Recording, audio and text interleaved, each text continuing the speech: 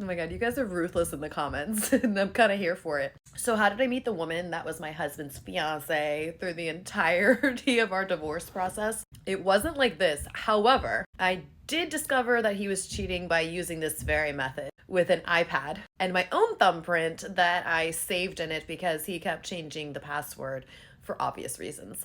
No, I met this little chickie do by running into them at Home Goods on my daughter's birthday a few weeks before Christmas. I can't make this shit up. So he was not fully living at the house at the time because he got arrested for domestic violence because he didn't know how to keep his hands to himself. And before all the little judgy McJudgersons come for me, I was in a serious trauma bond, and after being abused for years, I was still trying to work on getting myself mentally out of that. So yes, even when he was out on bail for domestic violence against me, he was still communicating with me the entire time with an injunction and a protective order, coming over to the house, still trying to sleep with me, etc.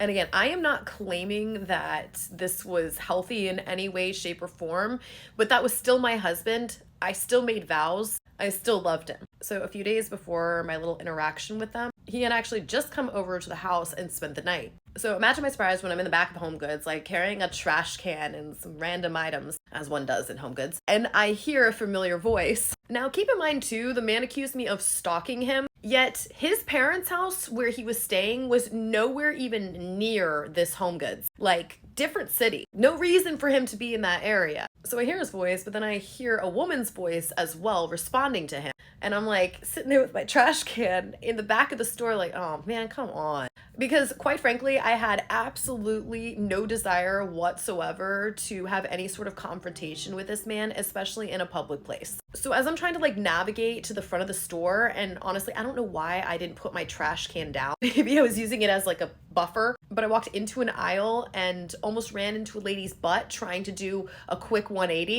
because that was the aisle that they were in, sitting there sniffing candles together. He looked at me, I looked at him. I'm like, all right, we're doing this. So I put down my trash can, walk straight on up to her, put my hand out and say, hi, I'm Caitlin, his wife. Now, I am positive by this point, she had probably looked at my social media or, whatnot. She had already admitted to driving by the house several times after I moved back in, which this was previously, to see if I was there. And yet, you're still at Home Goods sniffing candles with him, sis. So the look on her face before like it computed went from like, she shook my hand. And then I'm like, hey, if you ever need my information on this one, I'm here, sis. Good luck with that. And I'm going to be honest, what happened next was not one of my finer moments.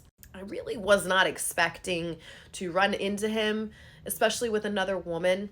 A few days after he had came over to the house and spent the night with me. And I'm one of those people that I hate confrontation, but once I'm in it, and it ain't pretty. And yeah, not one of my finer moments. I think I called him a little something mother effer and proceeded to tell all of Home Goods that he had a little dick. Yeah, I don't think I could ever go back there again.